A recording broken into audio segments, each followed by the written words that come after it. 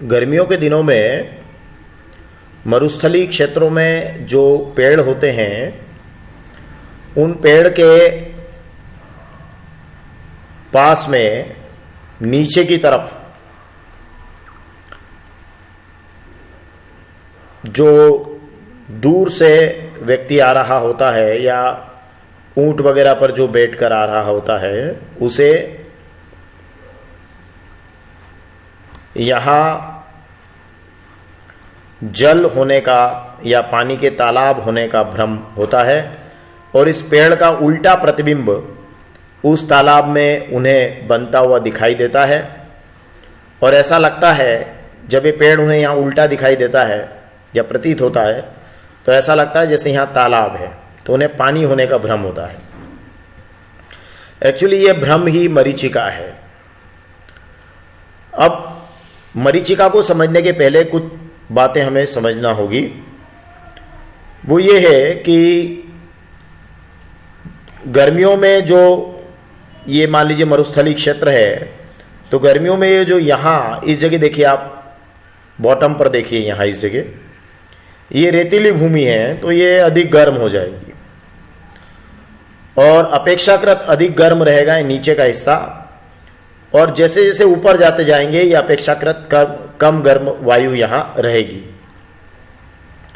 तो चूंकि ये अपेक्षाकृत ज़्यादा गर्म वायु है इस जगह पर, तो यहाँ पे वातावरण कम सघन है, अपवर्तनांक भी कम है और वायु का घनत्व भी कम है।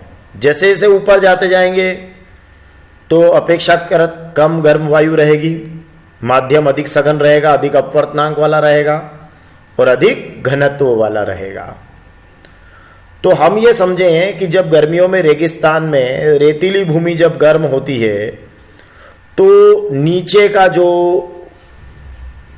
हमारा जो वायु रहती है, नीचे की हमारी जो एटमॉस्फेयर रहता है, नीचे का हमारा जो वातावरण रहता है निचले तल का, वो थोड़ा कम सघन रहता है और ऊपर वाला अपेक्षाकृत ज़्यादा सघन रहता है।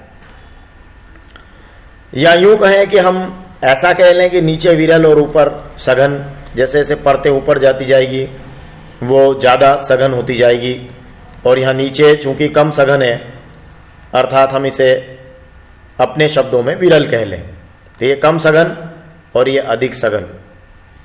तो नीचे अपवर्तनांक कम है, ऊपर अपवर्तनांक ज़्यादा है इन विभिन्न परतों का क्रमशः। अब जब ये पेड़ है इससे जो चलने वाली किरणें ऊपर से नीचे की ओर आएगी तो हम समझ गए कि वो अधिक सघन से कम सघन अर्थात सघन से विरल माध्यम की ओर आएगी। अब हम जानते हैं एक तो अपवर्तन को कि प्रकाश की किरण जब एक माध्यम से दूसरे माध्यम में आती है तो अपने मार्ग से विचलित होती है। जब वो सघन से विरल की ओर आएगी या अधिक सघन से कम सघन की ओर आएगी तो वह अभिलंब से दूर हटेगी, अर्थात सघन माध्यम से विरल माध्यम में आने पर अभिलंब से दूर हटेगी। और पूर्णांतरिक परावर्तन में हम जानते हैं कि जब प्रकाश की किरण सघन माध्यम से विरल माध्यम में आती तो अभिलंब से दूर हटती है, सघन से विरल में आती है अभिलंब से दूर हटती है, सघन से विरल में आती है अभिलंब से दूर हटती है। और जब आपतन कोण का मान क्रांतिक कोण के मान से अधिक हो जाता है तो वह सघन माध्यम से विरल माध्यम में आने के बजाय पुनः उसी माध्यम में लौट आती है। इसे हम कहते हैं पूर्णांतरिक परावर्तन। तो आइए हम मरीचिका को समझने का प्रयास करते हैं इन कॉन्सेप्ट्स के आधार पर कि प्रकाश की किरण को हम अपेक्षाकृत अधिक सघन से कम सघन अर्थात सघन माध्यम से विरल माध्यम में क्रमशः लाएंगे। और इस पेड़ से चलने वाली किरण देखिए किस तरह से ये मरीचिका या भ्रम उत्पन्न करती है। ये प्रेक्षक में देखिएगा,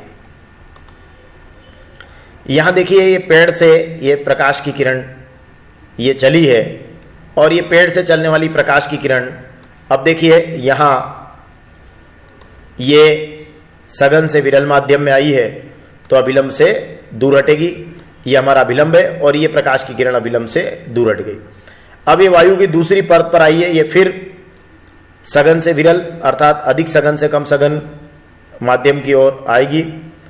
तो सघन से विरल में आएगी तो इसको फिर अभिलंब से दूर हटना है। देखिए यहां मैंने एक और अभिलंब ड्रॉ किया है, अब ये अभिलंब से दूर हटेगी, देखिए अभिलंब से दूर हट गई इस तरह से। अब ये यहां आई है तब ये फिर ये वाली जो परत है ये थोड़ा अधिक सघन है, ये कम सघन अर्थात वही सघन से विरल। पुनः अभिलंब से ये दूर हटेगी, ये अभिलंब यहां पर हमने ड्रॉ किया इस बिंदु पर, तो ये अभिलंब से दूर हटती हुई इस तरह से ये यहां आ चुकी है।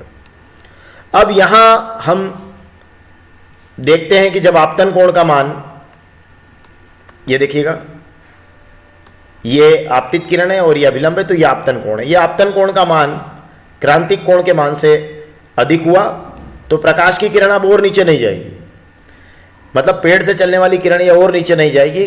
मतलब क्या होगा, फिर ये सघन माध्यम में ही इसको लौटना है। इसी को बोलते हैं पूर्ण आंतरिक परावर्तन।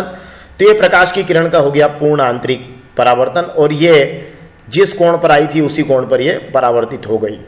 मतलब सघन माध्यम से ही आई थी और सघन माध्यम में ही लौट गई, या अधिक सघन माध्यम से आई थी और अधिक सघन माध्यम में ही लौट गई। अब यहां आप देखिएगा, यहां फिर ये एक अभिलंब ड्रॉ कर देता हूं मैं। तो अब ये सघन से ये यहां इस माध्यम से, मतलब कम सघन माध्यम से थोड़ा अधिक सघन माध्यम की ओर जाएगी, तो ये अभिलंब की ओर झुकेगी और इस तरह से ये प्रकाश की किरण इस व्यक्ति की आंखों में प्रवेश करेगी, बालक की आंखों में प्रवेश करेगी। अब इसको फिर से जरा देख लीजिए, ये प्रकाश की किरण, पेड़ से चलने वाली प्रकाश की किरण अपेक्षाकृत अधिक सघन माध्यम से अपेक्षाकृत कम सघन माध्यम में प्रवेश कर रही है, अर्थात अधिक अपवर्तनांक वाले माध्यम से कम अपवर्तनांक वाले माध्यम की ओर गमन कर रही है।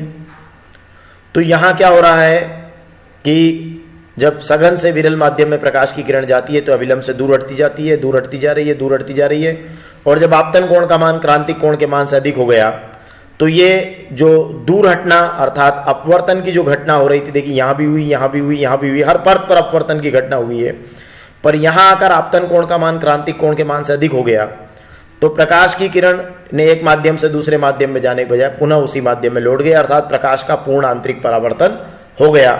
यह आपतन कोण का मान यहां क्रांतिक कोण के मान से अधिक हो गया। अब जब ये पूर्ण आंतरिक परावर्तन हो गया तो प्रकाश की किरण पुनः उसी माध्यम में लौटेगी, और यहां हम देख रहे हैं कि अब पुनः उन्हीं परतों से होकर उसे प्रेक्षक तक पहुंचना है, तो वो अब थोड़ा सा कम सघन से थोड़ा अधिक सघन माध्यम की ओर जाएगी, तो वह अभिलंब की ओर झुकेगी और इस तरह से प्रेक्षक की आंख में प्रवेश कर जाएगी। अब प्रेक्षक को क्या होगा, ये पूर्ण आंतरिक परावर्तन के बाद ये जो दूरस्थ प्रेक्षक है इसको ऐसा प्रतीत होगा कि प्रकाश यहां कहीं भूमि पृष्ठ में कहीं नीचे से आता हुआ प्रतीत होगा। देखिए कैसे प्रतीत होगा, देखिएगा आप, ये इस तरह से प्रेक्षक को ये प्रकाश की किरण ये यहां से आती हुई प्रतीत होगी। तो प्रेक्षक को यह भ्रम होगा कि प्रकाश भूमि पृष्ठ से ही कहीं, जैसे ऊंची वस्तु है और इसके समीप कोई जल से भरा कोई तालाब है, उसी से ये प्रकाश परावर्तित होकर उस तक पहुंच रहा है, उसे ऐसा आभास होगा। तो इस प्रकार ये पेड़ का जो उल्टा प्रतिबिंब है, ये देखिए पेड़ का उल्टा प्रतिबिंब, उसको ये दृष्टि भ्रम उत्पन्न करेगा, और इस दृष्टि भ्रम को या इस परिघटना को ही हम मरीचिका कहते हैं। तो बच्चों, आप मरीचिका के बारे में समझे होंगे। आप कुछ चीजें हमें जानना होगी कि जब गर्मियां होती है, ये गर्मी का वातावरण है और ये रेगिस्तान है, तो यहां जो रेतीली भूमि है ये अधिक गर्म हो गई है। तो अधिक गर्म हो गई तो कुछ चीजें आप समझ लीजिए। जब ये अधिक गर्म हो गई तो यहां की जो अपेक्षाकृत गर्म वायु हो गई है, ज्यादा गर्म वायु हो गई है, तो माध्यम में तीन चीजें कम होगी। अर्थात एक तो माध्यम कम सघन हो जाएगा, माध्यम का अपवर्तनांक भी कम हो जाएगा और माध्यम का घनत्व भी कम हो जाएगा। जैसे जैसे आप ऊपर जाएंगे तो वायु थोड़ी कम गर्म होगी, मतलब अब माध्यम कम से अधिक होना है, अधिक सघन, अधिक अपवर्तनांक और अधिक घनत्व वाला। यहां क्या था, कम सघन, कम अपवर्तनांक, कम घनत्व। ऊपर जाते जाते क्रमशः क्या हो रहा है, अधिक सघन, अधिक अपवर्तनांक, अधिक घनत्व। तो हम ये कहें कि ऊपर माध्यम सघन है और क्रमशः नीचे की ओर जाने पर माध्यम अपेक्षाकृत कम सघन अर्थात विरल है। तो जब प्रकाश की किरण सघन माध्यम से विरल माध्यम में जाती है तो वह विलंब से दूर हटती है और अपवर्तन की घटना होती है। तो देखिए प्रकाश की किरण क्रमशः अधिक सघन से कम सघन अर्थात विरल माध्यम में जा रही है, और ये अभिलंब से दूर हटती जा रही है। देखिए ये छोटा कोण था, ये थोड़ा बड़ा है, ये फिर छोटा है, ये उससे बड़ा है। ये इस तरह से ये अपवर्तन की घटना होते होते होते होते एक जगह पर आपतन कोण का मान, ये जो आपतन कोण का मान है, ये क्रांतिक कोण के मान से अधिक हो गया, तो प्रकाश की किरण का पूर्ण आंतरिक परावर्तन हो गया, अर्थात प्रकाश पुनः उसी माध्यम में लौट गया। तो जब वो लौटेगा तब उन्हीं परतों से उसे वापस गुजरना है।